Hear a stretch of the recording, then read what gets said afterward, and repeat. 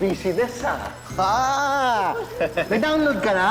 Hindi, no. Sayang naman yung binigay sa akin ni Marna Balato, eh. Pinantaya ko na. Tama. Sunod-sunod yung swerte ko. Ay, we, nakakamagkano ka na? Ay, 100 ako, naging 1,000 na. Wow. Ayun, nananalo pa ako, oh.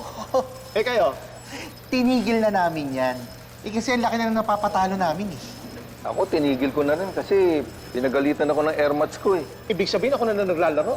Kaya nga, ba't hindi mo pa itigil din yan? Oo, baka mamaya ma-addict ka pa dyan. Sige ka. Eh, sandali lang, kukunin ko lang yung panalo ko.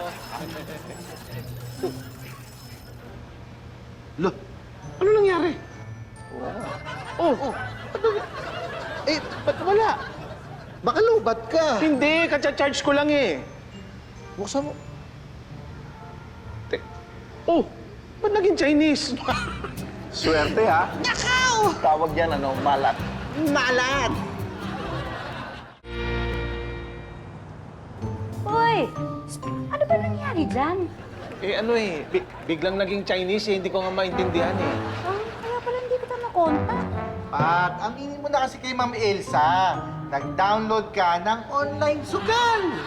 Uy, Patrick! Hoy, kayong dalawa ni Mar nagturo sa akin neto. Sinunod ko lang kayo. Yung sa amin, binura agad namin. Yung sa'yo, hindi.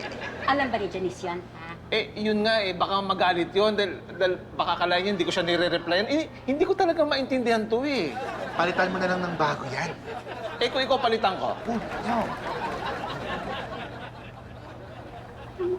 Ayusin mo yan. Inaayos ko ngayon. Ako nga maintindihan. Hi! Ako yung nagpa-reserve ng... Mayra! Oh my God! Uy, akala ko nasa Canada ka. Kailan ka pa bumalik? Ay, hindi ka nagsasabi, ha? Hindi, kararating ko lang kahapon. You own this place? Medyo kabubukas lang din naman namin. At si Patrick, siya ang manager dito. Nice to meet you. Ma'am, parang pamilya sa akin boses niyo.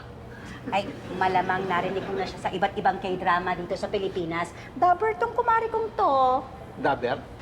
Voice actor. Kami yung nagiging boses sa Tagalog kapag nasa ibang language yung pinapanood natin. Ayan, parang K-drama nga. Pero siya yung nagboses nung unang-unang commercial ng TM Mineral at doon kami naging magkumari. Hindi mo pa rin nakakalimutan. Uy, syempre naman. At saka yung mga gusto mo, alam ko pa rin. Bigyan mo ng pansit canton. Paborito niya yon. Eh, samahan niyo na rin ng hotdog. Ay, hindi ko paborito yun. Di bali ho, ako naman may paborito doon eh.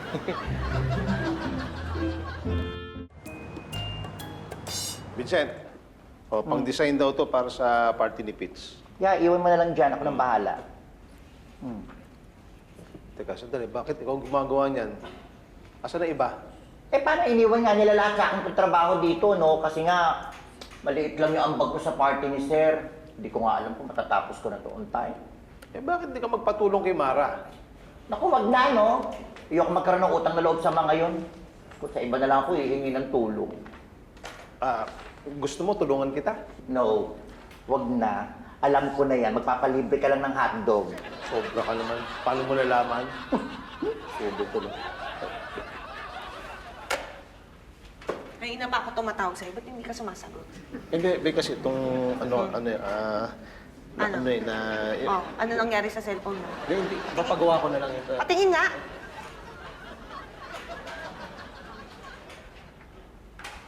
At Chinese? Hindi. Bakit Chinese? Yung kaya yung Chay. Ano to? Ba't may ganito ka? Ha? Nagsusugal ka? Bebe, sinusubukan ko lang swerte ko.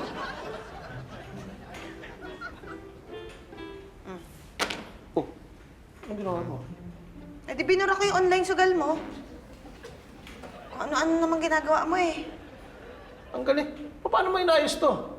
Binura ko lang, tapos okay na. O, di ba? Alam mo, Be, ikaw talaga ang swerte ng buhay ko. Pero alam mo, be, pag naglaro ka ulit yan at nakita ko, ako magiging malas sa buhay mo. Tandaan mo yan. Doon ka na, naalibadbaran ako sa'yo eh. Alis!